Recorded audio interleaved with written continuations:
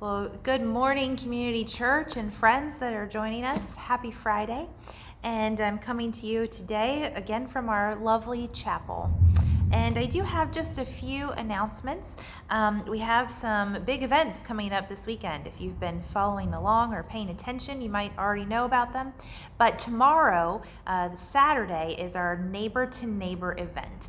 And that is several of the churches in Castleberry coming together, and we're going to be doing some work at some of our local elementary schools. They asked for some of our help, so things like landscaping, weeding, maybe some painting, just some maintenance things around those schools, getting ready for back to school. It is not too late to sign up to help, so if you want to be a part of that, there's information on our website, on our Facebook page, and Pastor Ted's emails. So go ahead and look for the link to our Neighbor to Neighbor event this Saturday, July 31st.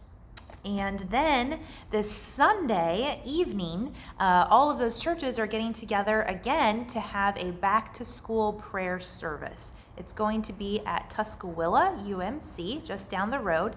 Everyone is welcome to come. This is a service with lots of our different churches in the community joining together.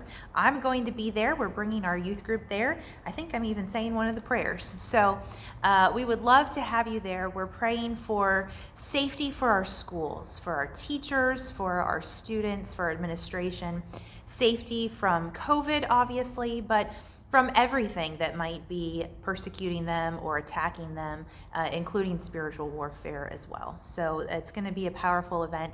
I hope to see you there. That is Sunday evening, August 1st at 5 p.m. at Tuscaloosa UMC. If you have any questions about either of those things, you can always call the office and ask, or look to Pastor Ted's emails. Like I said, our website, our Facebook page should have that info. One other quick little announcement. Next Thursday, August 5th, I'm having minor surgery, and it's part of our IVF journey to try to have a baby. It's been a long journey, let me tell you. So they're just gonna go in and fix a little something and hope that that helps. And so I will not be with you next Friday. We're just going to plan in advance. We're going to skip that. It'll be the day after surgery. I'll be home recovering. And I look forward to being with you the following week after that. I'll make sure that I have a really good devotion plan for us for that day. So those are my announcements. And today I was doing some reading, some studying for our devotion today, asking God, what can I talk about? What can I share with your people? And another story came up that is one I had read many times before, and I always thought it meant something simple. And then it turns out the more I studied it, the more I learned it has a much deeper meaning. So I wanted to share that a little bit with you today. Today, this story comes from the book of Acts, chapter 10, and it's about the Apostle Peter. Now, Peter gets a really bad rap in the New Testament. Poor Peter. He's known as being mouthy and brash, and he's known for denying Jesus, which is a sad thing to be remembered for, but a beautiful thing that he was reinstated, right? It's a beautiful picture for all of us disciples who deny Jesus with our words, with our actions, in our heart, in our mind, yet he's always willing to forgive us and take us back if we seek that repentance. That's not what we're going to talk about today, but that's just Peter. So this is the story of when Peter has a dream. So he goes up on the rooftop to pray, it says, and he got really hungry. That part's important.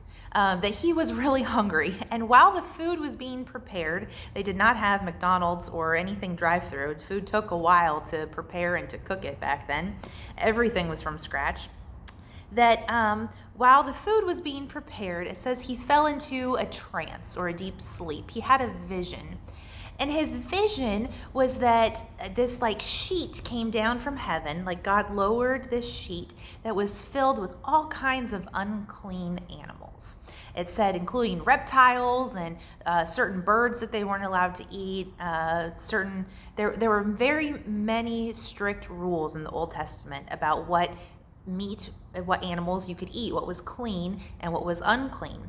And now Peter is a very good Jew. He follows all of the rules. He follows all of the Old Testament, all of the Mosaic law. I mean, this is Peter. He's not just a good Jew. He's like Jesus's right-hand man, So here's Peter doing all the things that he thinks he's supposed to do. And he has this vision. And God says, lowers the sheet with all of these unclean animals. And God says, Peter, go kill and eat. And Peter says, oh, no, Lord, no. Like, he thinks he's resisting temptation. He thinks he's doing the right thing. And he says, oh, no, Lord, I'm a good Jew. I have never broken the dietary laws, and I'm not about to start down. Now, this happens 3 times. Peter sees the animals. God says, kill and eat. Peter says, no. What's the significance of it happening 3 times? Well, it's very similar to Peter denied Jesus. How many times? Say it with me. 3. Peter denied Jesus 3 times. And then when Jesus reinstated him, Jesus asked, Peter, do you love me? 3 times. And so this 3 is kind of significant. It's like Peter's theme here. So God tells him 3 times, don't call anything unclean that I have made clean. Now, I used to think, I read this story over and over again plenty of times, and because it's kind of familiar, just kind of skipped over it and thought, well, of course, that means that, the Jews and the new Christians now in the new church don't have to follow all of the Old Testament dietary laws anymore. And that's a whole nother series that we could do about Old Testament laws, especially kosher and dietary laws, and what they mean and why they're there, and if we should or should not follow them anymore. We're not going to talk about that today because that could take a long time. But for this instance, God is telling Peter, don't call things unclean that I have made clean. So for a long time, I thought that it was just about food.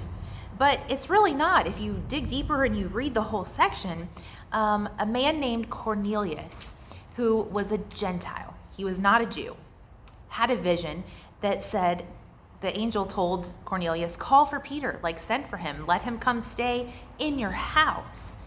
And the Jewish law back then, okay, so this is religious law. This isn't like civil law, but the religious law said that the Jews were not allowed to associate with Gentiles. They were not allowed to eat with them, especially because there was clean and unclean food, and Jews ate clean food and Gentiles ate unclean food. You weren't allowed to eat with them. You weren't allowed to go visit them in their home. You weren't allowed to stay in their home.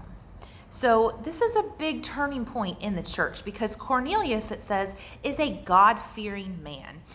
He loves God. He wants to know more about God. He's giving tithes and offerings to God. And so God says, send for Peter and let him teach you. Let him share with you basically the gospel, everything he knows from Jesus.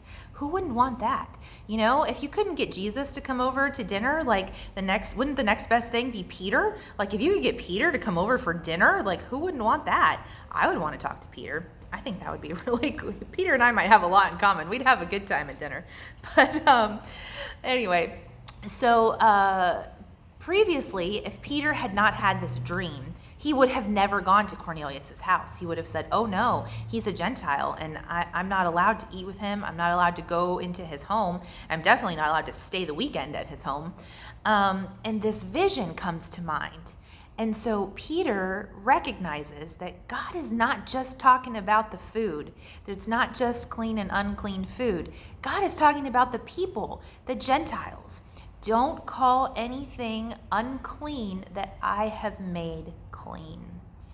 So see, before Jesus came, the Jews thought that they were God's chosen people, which of course in a way they were. They were God's chosen people to bring Jesus. But it was never God's intention for the Jews to just keep God to themselves like a secret, kind of all bottled up inside.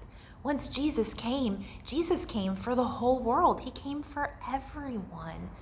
And that's what this message is saying, is that Jesus came not just for the Jews, although definitely he came for the Jews. He wanted his Jewish people and his Jewish family to believe in him and to receive him.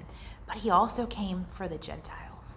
And through Jesus' death and resurrection on the cross, the Gentiles, who used to be unclean because we didn't have the law or any of the Mosaic regulations so that we might be able to be in the presence of God, all of the Gentiles who used to be unclean have now been made clean through Jesus' sacrifice on the cross. This is huge. This is a big point in the New Testament because this is what allows the Jewish believers to open up and really start beginning to work as the church with Jews and Gentiles. There is now neither male nor female, Jew nor Greek, slave or free. We're all Christians because you believe in Jesus Christ. Now, because of this, Paul then obviously starts his missionary journeys and starts spreading the gospel to all of the Gentiles. And Paul usually gets all of the recognition for being the great missionary, the one who brought the gospel to all of the Gentiles. But this story in Acts 10 of Peter accepting the Gentiles actually came first. This kind of paved the way for Paul to be able to go out to all the Gentiles. So I just wanted to share that with you today. Obviously, there's always deeper and deeper and deeper that we can go into Scripture. But I wanted to encourage you today that Jesus loved you so much. Whether you are Jew or you are Gentile, it doesn't matter what your heritage is.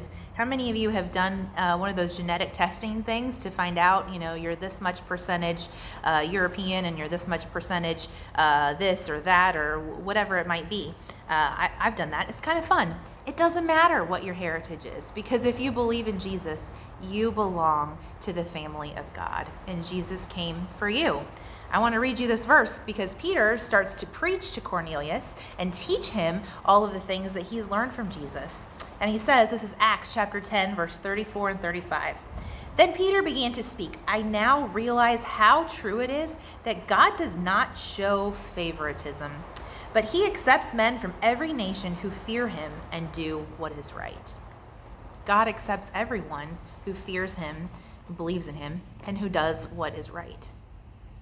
I hope that encourages you today and along your weekend. I hope to see you soon, some point at one of our events during this weekend. I will not be with you next Friday. Please pray for me for a quick and swift recovery, but I look forward to seeing you the week after that. Have a blessed day.